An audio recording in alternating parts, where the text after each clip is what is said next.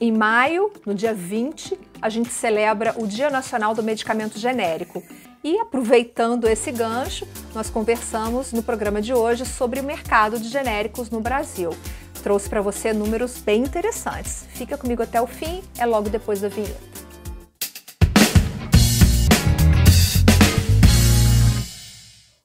Olá, seja muito bem-vindo e muito bem-vinda ao canal da Ascoferd no YouTube. Eu sou Viviane Massi, jornalista especializada em Canal Farma, e este é o Ed Farmácia, um programa que vai ao ar toda terça-feira às 19 horas. Se você ainda não é inscrito no canal, aproveita e se inscreve agora para não esquecer, e aí ative o sininho das notificações também para você receber os avisos do YouTube. Esse conteúdo está disponível em formato podcast nas principais plataformas de áudio. Quero começar o programa de hoje apresentando algumas estatísticas da Progenéricos. A primeira delas é 85% das unidades vendidas no programa Farmácia Popular são produtos genéricos. Segunda, 79% dos consumidores compram ou já compraram medicamentos genéricos. E a terceira, 35% dos medicamentos vendidos no país são genéricos. Para conversar comigo sobre o mercado de genéricos no Brasil, no mês de maio, mês em que a gente celebra, que a gente comemora o Dia Nacional do Medicamento Genérico, está aqui comigo de novo no Ed Farmácia, Paulo Paiva, vice-presidente da Close-Up na América Latina. Paulo, muito obrigada pelo seu retorno ao programa. Eu adoro, sempre um prazer enorme conversar com você. Ok, muito obrigado, Viviane. É um prazer também participar com vocês disso e poder compartilhar um pouco das análises do Close-Up com todo o público que hoje atende, né, e recebe informações do Ed Farmácia. Para a gente também é um prazer participar. Prazer é nosso. Paulo, vocês divulgaram dados em março, informando, né, mostrando nos gráficos que os genéricos, eles lideraram o crescimento em unidades nos últimos 12 meses e no acumulado do ano. Traz um pouquinho esse cenário para a gente, de como que o genérico está posicionado nesse crescimento. Então, veja, Viane, a gente pode analisar a farmácia de duas formas, né? Se a gente analisar a farmácia pela ótica de tudo que ela vende, ou seja, você entra na farmácia e olha tudo que tem lá dentro. Essa farmácia, esse total de farmácias vendeu no último ano até março 128 bilhões de reais e vendeu 7,6 bilhões de unidades. Desse valor total, se a gente olhar exclusivamente genérico, o genérico participou de 10,4% dessa venda em reais e participou com 21,5% dessa venda em unidades. Agora, se a gente olha a farmácia e analisa a farmácia só por medicamento, ou seja, só aquilo que é medicamento tarjado de prescrição e só aquilo que é medicamento OTC. Aí a farmácia vendeu 90 bilhões de reais. Por que essa diferença, Paulo, em relação aos 128? Porque a gente tira aproximadamente 38 bilhões de reais, que são as vendas de não medicamentos. Então, a gente fica somente com a parte de prescrição e OTC. Com esse mercado de 90 bilhões de reais, o genérico participa com 14,9% em reais e participa com 34%, quase 35% de participação em unidades. Ou seja, são dois tipos de mercado. Os dois são bastante relevantes, mas tem essa diferença justamente se a gente analisa só medicamento ou se a gente analisa todos os itens que vende uma farmácia. É interessante avaliar isso, mas nos dois o genérico tem uma participação e quando a gente vê medicamento, 35%, como você mesmo já tinha falado, é a unidade de genérico e 14%, quase 15% são reais pagos para genérico. Bom, você trouxe a participação de mercado. Em relação a crescimento, nos últimos anos, os genéricos, eles vêm ganhando mais mercado do que, por exemplo, similares, do que exclusivos. Eu acho que em relação a exclusivos, os genéricos ainda não conseguem, né, ganhar essa corrida, digamos assim. Mas como que está essa performance dos genéricos no mercado? O genérico, por exemplo, desde sempre, né, na verdade, lá em 98, o genérico teve uma aceleração enorme, mas eram poucos itens. Quando a gente olha, por exemplo, o mercado de 2018, 2019 para cá, a participação do genérico ela fica mais ou menos estável entre 10,1% e 10,4%. Só que essa manutenção mostra que o genérico tem crescido muito alinhado com o mercado. Então, a gente vê um crescimento de 19 para 20 de 14%, de 20 para 21 de 11%, de 21 para 22 de 15% e de 22 para 23 de 14%. Então, esse também é o crescimento do genérico. Ele acompanha o crescimento do mercado como um todo, e ele não perde participação. Isso é uma questão importante. Nós nunca vimos o genérico diminuir de participação dentro da farmácia. Então, significa que ele tem uma evolução contínua. Paulo, vamos falar de concorrência, né? A gente tem no mercado basicamente dois grandes grupos, o grupo de genéricos e o grupo de produtos de marca. Como se dá atualmente a concorrência entre eles? A concorrência, Viviane, é uma concorrência por presença do produto ou não dentro da farmácia. Então, assim, o genérico hoje ele tem uma distribuição em número de farmácias maior do que o produto de marca. O genérico já chega hoje em quase que 85% das farmácias do Brasil, pelo menos alguma unidade. Não estou dizendo que é o mix completo de genérico chegando nisso tudo, mas tem genérico em praticamente todas as farmácias do Brasil. O produto de marca é um produto que tem uma marca, assim, ele tem uma marca que foi criada para que ele pudesse ser promovido. Esse produto ele tem uma diferença de preço dentro da farmácia. Normalmente o produto de marca é mais caro que o produto genérico, tá? Só que tem uma questão, o produto de marca ele tem muito mais prescrições do que o genérico. Então, dos 100% de pacientes que chegam numa farmácia com uma prescrição, 79% deles têm uma prescrição marca e 21% têm uma prescrição genérica. Como é que pode acontecer a concorrência? Podem existir momentos em que o paciente, por uma questão de preço, pede uma troca para um produto genérico, ou a farmácia, por uma questão de que ela não tem o produto que está na prescrição, ou mesmo porque vender um genérico para ela traz mais rentabilidade, ela faz, dentro da regra, dentro da lei, ela faz uma troca da prescrição para o genérico. Não estou dizendo que todas as farmácias fazem isso, mas isso é possível, isso é autorizado pela lei. Então, essa concorrência se dá dessa forma, ou por uma solicitação do paciente, ou por um interesse, seja por falta do produto de marca, seja por uma questão de margem da farmácia. Agora, Paulo, me corrija se eu estiver errada. Eu acho que tem uma tendência de mercado já até bem firmada, que é a de os laboratórios produzirem de todas as categorias. Por exemplo, o laboratório produz o exclusivo, produz o similar, produz o genérico. É isso? Sim. O laboratório que produz genérico, normalmente ele não produz exclusivo, tá?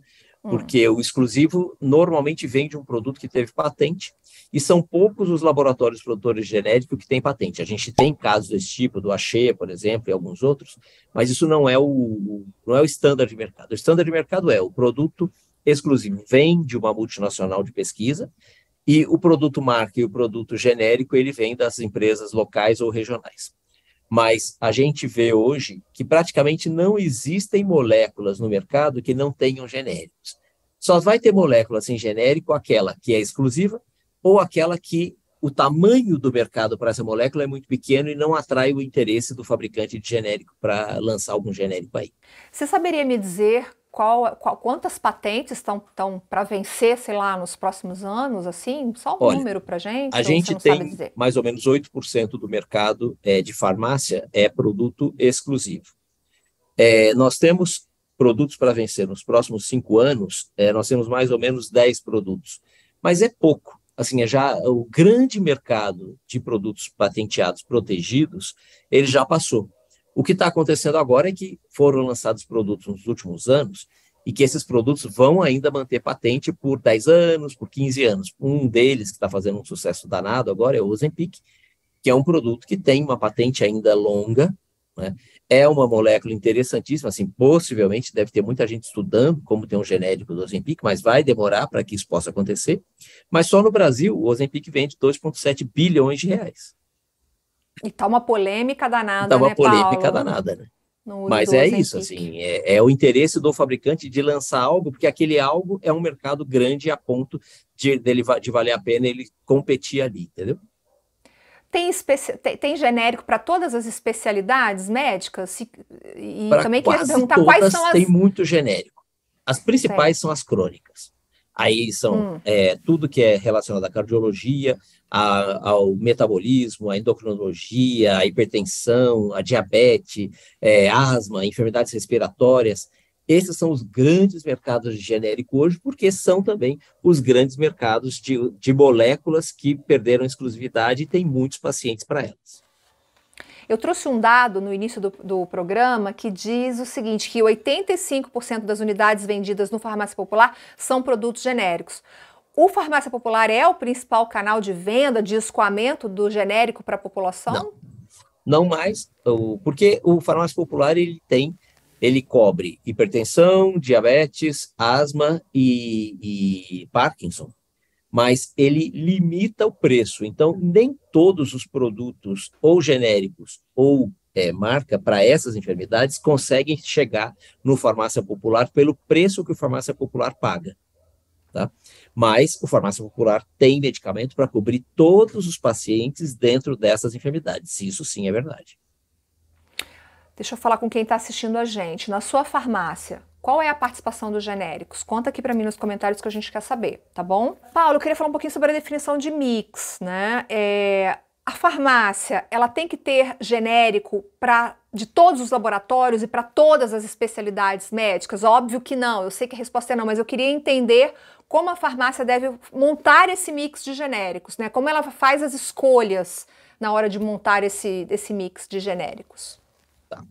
Olha, a farmácia, se ela tem paciente de hipertensão, ela deveria ter marca e genérico para hipertensão dentro de todas as concentrações e todos os números de dose. Então, isso ele deveria analisar isso por molécula e depois ele decide quanto disso eu vou ter de genérico, quanto disso eu vou ter de marca. Para diabetes, a mesma coisa, para metabolismo, a mesma coisa, para sistema nervoso central, a mesma coisa, respiratório e Parkinson. Agora, ele deve ter de todos os laboratórios? Não necessariamente. Por quê? Como a farmácia tem um espaço limitado, ela não tem um espaço infinito, quanto mais do mesmo ela tiver, mais chance ela tem de algo não girar e ela ficar com aquilo como um prejuízo dentro do estoque dela. Então, o que ela deve dar atenção eu preciso atender ao paciente na enfermidade. Agora, não necessariamente eu sou obrigado a atender o paciente por laboratório que tenha genérico. Com certeza, os maiores laboratórios terão a maior incidência de pacientes que buscam por eles. Então, também não é impossível dela olhar para isso e decidir de quais ela vai trabalhar ou com quais ela vai trabalhar. Bom, para a gente fechar, a gente sabe que o medicamento genérico é uma grande conquista, né? Ele revolucionou o acesso ao tratamento médico, né? As pessoas passaram a comprar os medicamentos por conta disso, porque ele é mais barato que os outros produtos. Mas assim, Paulo, na sua visão, qual é o futuro do genérico? Você acha que ele vai se manter como ele está, mais ou menos com essa participação de mercado, porque você mesmo disse, né? O mercado cresce, o genérico cresce junto. Você acha que isso tende a se manter? Essa tendência vai se manter? Ou você acha que esse cenário ainda vai ter grandes transformações, digamos assim? Vamos botar uma bola de cristal aqui para a gente tentar prever o futuro? Não, essa bola de cristal, ela tem uma bola que a gente pode olhar para ela fora do Brasil e fazer uma foto e tentar adaptar aqui. Os grandes mercados globais, que já têm genérico há muito mais tempo do que a gente, 50% das unidades que vendem lá são unidades genéricas, 50%. A gente hoje está em 34%, ou seja, a gente deve ter aí, então, esses 16 pontos percentuais para alcançar e chegar nos 50%. Chegar a 100%? Nunca chegou, não tem nenhum lugar que chegou a 100%. Tá? Mas 50% é um número assim que a gente pode dizer que é um benchmark. Tá? Mas o que acontece? A indústria continua lançando produtos dentro dos mercados de interesse dela. Então, à medida em que ela lança um produto para hipertensão, ou para obesidade, ou para diabetes, que é protegido, parte do paciente do genérico vai migrar para esse produto. Por quê? Porque ele vai ter alguma inovação tecnológica, alguma inovação de eficácia, alguma inovação de tratamento que vai atrair uma parte desses pacientes. Então, é uma questão constante. A inovação incorpora um grupo de pacientes, ao mesmo tempo, a perda de inovação permite que você amplie essa oferta para mais pacientes e mais pessoas. Então, eu creio que isso é um moto contínuo, não vai ser alterado. Poderia ser alterado se a indústria parasse de lançar produtos novos, o que também é quase impossível de afirmar que isso aconteceria. Então, eu diria que é uma boa dinâmica. Ela permite acesso, ela permite trazer mais pacientes para ter tratamento, ela permite que uma renda não muito alta tenha acesso a medicamentos, e ela ampliou muito a cobertura de tratamento para para as pessoas, principalmente pessoas que necessitam de tratamento contínuo, ou seja, aquele que todo mês ela precisa ter um tratamento ali. O que a gente ainda não conseguiu, que eu acho que pode ser aí um tema para um momento futuro, Viviane? A questão do compliance, ou seja, a adesão do paciente ao tratamento. Por que o paciente, mesmo numa questão de preço, uma questão de oferta, de marcas, a farmácia estando aí com toda a conveniência que ela entrega, por que o paciente não segue o tratamento 100%? Eu acho que tem alguns fatores. Um deles é o efeito colateral. Eu acho que Não. Quando o paciente começa a sentir o efeito colateral do medicamento, ele acaba abandonando, não? Não, assim, não é o efeito colateral, é o benefício. Quando o paciente, Como assim? assim, Ele não vê o benefício de mim? Não entendi, Paulo. o paciente hipertenso, o paciente diabético, normalmente, primeiro ele é empurrado para o sistema de saúde porque ele teve uma crise. Aí ele faz o tratamento. Essas enfermidades, elas são enfermidades silenciosas, como elas são chamadas. Então, quando o paciente se sente bem, ele tem uma questão de achar que não precisa mais do medicamento. Aí ele abandona. Aí ele vai voltar quando ele tiver uma nova crise. Aí ele vai abandonar de novo. Só que, em algum momento, a gente vai ter que fazer um cara a cara com essa história, que é o seguinte: prevenção. Quanto mais gente hipertensa não tratada, mais infartos, mais AVCs, mais enfermidades vasculares. Quanto mais gente com enfermidades de hipertensão tratadas, menos desses efeitos a gente vai encontrar. Então, o paciente vai ter que reconhecer em algum momento que ele precisa se manter no tratamento, porque isso é benefício a longo prazo para ele. Isso não é uma oportunidade para a farmácia e para o farmacêutico? Com certeza. A atenção farmacêutica faria um trabalho espetacular dentro dessa questão de acompanhar o paciente na questão de manutenção do tratamento. Com certeza. Não, esse escopo só vem aumentando. Agora, recentemente, a própria Anvisa publicou uma nova RDC autorizando mais de 40 testes rápidos em farmácias e drogarias.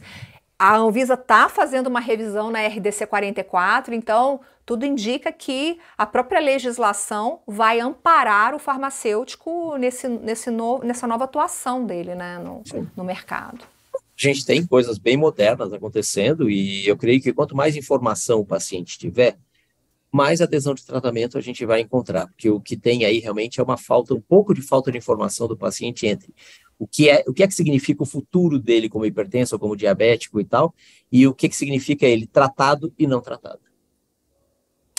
Maravilha, acho que isso daria até um outro programa, né, Paulo? A gente ficar discutindo isso aqui. Tem aí um programa de como a farmácia pode realmente ajudar em manter o paciente dentro do tratamento, porque isso significa, Viviane, assim, uma redução de gastos de saúde. Isso é muito legal, vou até anotar essa pauta aqui. Tá? Imagina a quantidade de pessoas que hoje infartam, têm AVC, ou têm algum problema de complicações diabéticas, e que precisam de atendimento hospitalar ou de pronto atendimento, e que deixariam de precisar se ela estivesse tratada, se ela estivesse estável. Verdade, verdade. Tá? Paulo, maravilha. Bom, você, o que achou dessa entrevista com o Paulo? Maravilhosa. Deixa aqui o seu like, por favor, é super importante. Quando você deixa o seu like, o YouTube entende que esse vídeo foi importante para você, que esse conteúdo transformou a sua vida, o seu negócio de alguma maneira. Então, deixa o seu like, comente, coloque aqui nos comentários a sua visão, a sua opinião e também compartilhe nos seus grupos de WhatsApp, no seu Facebook, isso é super importante. Quero agradecer ao Paulo a presença aqui no Ed Farmácia novamente. Muito obrigada, Paulo. Obrigado, Viane, obrigado a todos que assistiram a esse programa. É sempre um prazer compartilhar com vocês tudo isso e trabalhar com todo esse contexto com vocês e com o mercado. Obrigado, Viane. Isso aí. Obrigada pela sua companhia. Eu te vejo no próximo programa. Até lá. Tchau, tchau.